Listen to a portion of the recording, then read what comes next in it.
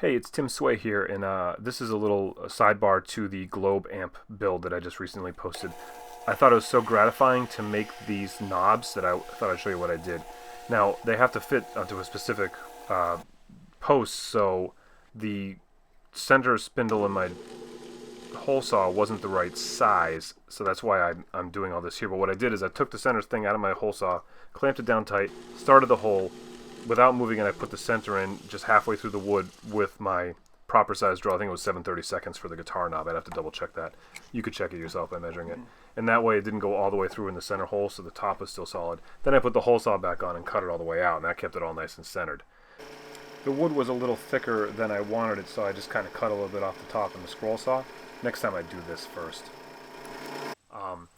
Lucky for me, I have a lathe, so I was able to just take that drill bit, I put it in reverse into the lathe, and then set it up and just went through the grits and just sanded it until it was beautiful. And that's really all I did.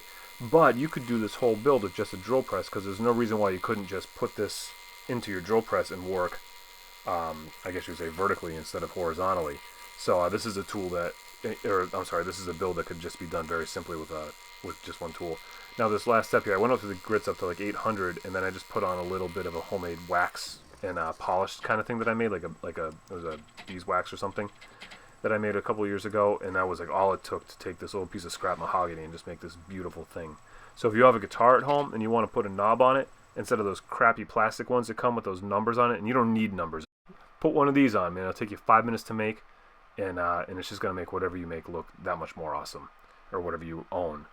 You know, and like I always say, you don't really own it until you've taken a drill press to it. So there you go, guys. There's a quick one. I hope you enjoy. Thanks a lot.